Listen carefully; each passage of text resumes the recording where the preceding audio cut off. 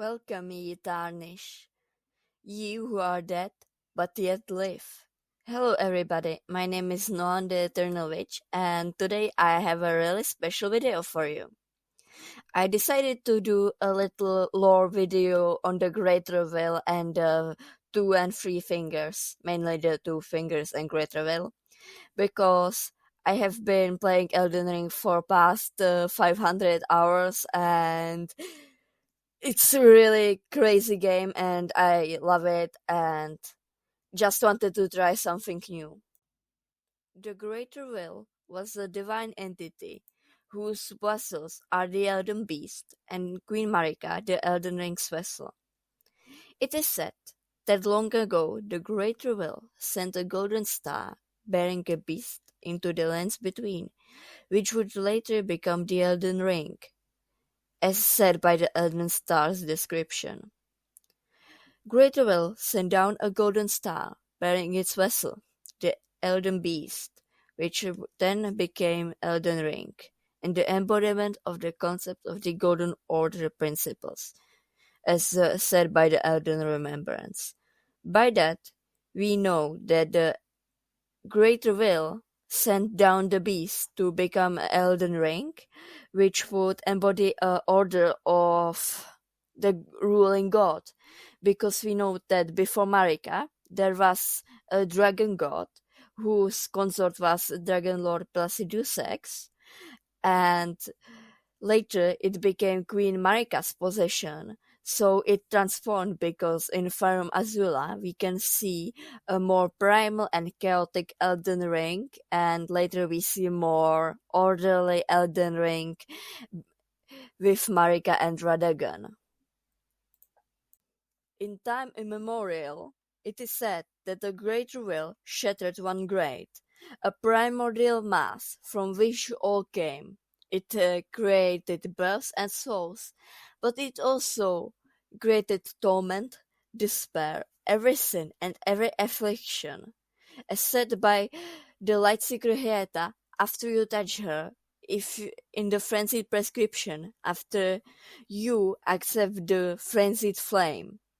So by this we know that before everything became, it was something of a primordial mass, and the Great Will just came and shattered it, and for some reason it decided to create births and souls.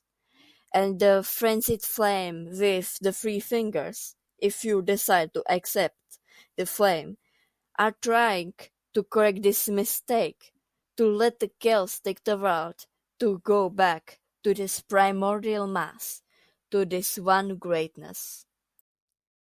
After the Great Divide, the most important era was that of the Crucible. By Siluria's tree weapon, we know that the primordial form of the earth tree is close in nature to life itself, and the spear, modeled on its crucible, is imbued with ancient holy essence. So, by that we know that the crucible was a chaotic primordial life energy, and the creatures that are somehow attached to it or touched by it are the misbegotten, the demi-humans, and the omens, and who worships it are the Crucible Knights that served once the great Lord Godfrey. After the Crucible, there came era of ancient dragons. These dragons ruled over Farum Azula and Beastman society. They already had the Elden Ring, more of a primordial version of the current Elden Ring, in their possession. So there was a god, and Dragon Lord Placidusax was consort to that god.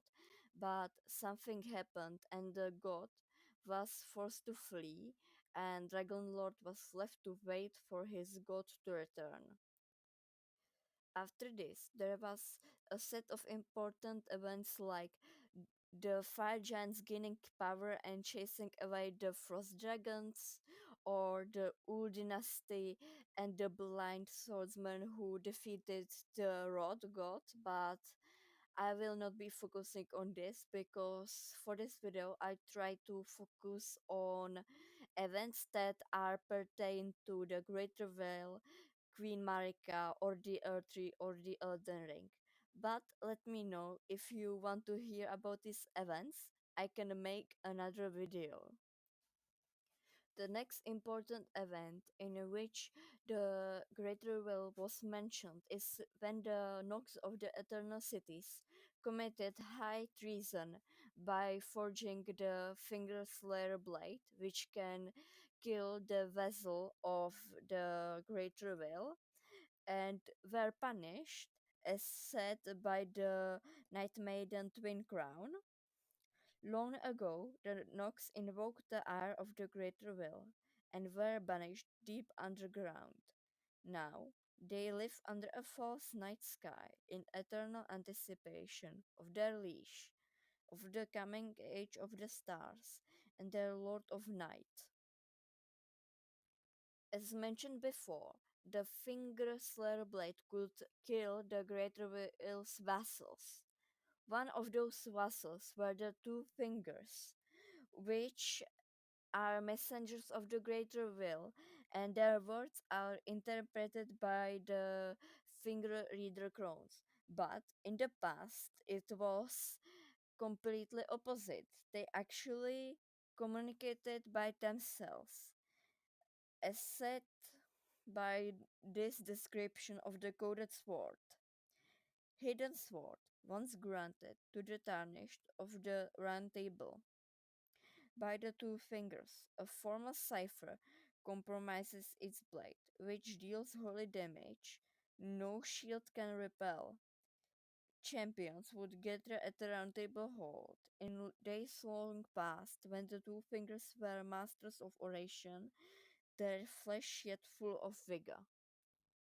The reason I'm mentioning the Two Fingers is because the greater will can through the fingers choose an Empyrean. An Empyrean is a candidate to become the new god, a new vessel for the Elden Ring. One of these Empyreans was called the Gloam-Eyed Queen. This queen led the Godskin Apostles, and they were pretty successful in defeating the gods. But the Great Reveal chose another Empyrean. This Empyrean was a Numen woman who was later known as Queen Marika the Eternal. But Marika ordered her shadowbound beast Malekith to seal destined death, and upon sealing it, Marika's golden order was born, and she became its queen. At this time, Marika married Horalu, who became Godfrey the First and Elden Lord, and together they defeated the Fire Giants and made a soul giant survivor, tender of the cursed flame in the Forge of Giants. As evidenced by Fire Giants' remembrance and Marika's echoes in the first church of Marika. Around this time, Radegon appears as a general in the fights in Liurnian Wars. After he meets Renala of Caria, the Queen of the Full Moon and leader of the Academy of Lucaria, he has 3 children with her, General Redan, Praetor Ricard, and Lunar Princess Rani. Back in Leyndell, Marika with Godfrey have the Golden Prince, Godwin, and the cursed Omen twins, Mork and Morgoth, who are sent down to the subterranean shunning grounds. Soon enough, Marika banishes Godfrey and calls Radagon back to the capital to become her second husband. He gives Renal the Ember Egg with the great rune of the Unborn. Together with Marika, he has the twin cursed prodigies Melania and Michaela. And after that, Melania, Michaela, and Princess Rani are chosen as Empyreans. Also, Renala led Rani to meet the Dark Moon and start learning from the Snow Witch. But after the queen, Renala, becomes heartbroken because of her husband leaving, the academy rebels and imprisons Renala in the Grand Library. And also, Melania is afflicted with the cursed rot, and her brother Mikala with eternal childhood, so they decide to leave the capital to grow the Halic tree and potentially fight Kur for himself and his sister. Rani plots with the Black Knives to steal the Rune of Death, which results in the Night of the Black Knives, because Rani wanted to cast off her Imperial flesh, but it had to be done through a ritual with exchange. Rani died in body and her soul was placed in the blue puppet which bore the visage of her teacher, but Godwin died in soul and his body started mutating under the ground and the first dead were spawned. Queen Marika was heartbroken by her son's death and she shatters the Elden Ring. Red Dragon tries to repair it but fails. The Great Reveal is not happy and punishes and imprisons them in Earth Tree. Shards or runes of the Elden Ring are given to Marika's offspring, the demigods, who wage a war from which no lord arouse. Tarnished, Godfrey's warriors are called by a long lost grace to the lands between to repair the Elden Ring, and around this time the main story of the game starts. Now there comes the part when the Tarnished are asked by the Will to assemble the runes and repair the Elden Ring, but I will not be focusing on the game, but instead let's have a little speculation window. Now, my first speculation is that the Great Reveal is actually not outer god like Forma's mother or the Rod, because there is no evidence to support that. Because in Japanese translation of the game, the Great Reveal is called Oinaru Ishi, literally the Great Reveal, not Sato Narukami, outer god, or not far away but one that is not part of the order. I found theorists that say that the greater will is an outer god and others that say it isn't. The best video for this whole thing, I think, is by the Down. So, if you want someone who actually knows what they are doing, please watch his video and give him love. But, in my humble opinion, the greater will is something like the godfather of the Bible who creates life, and I think the outer gods are like the great ones in Lovecraft or Bloodborne, and they never created like something from scratch because life was created after the Greater Will decided to split one great. So I think if the will did not split the one great, that there would be no life, and these gods only corrupt or transform what is already there.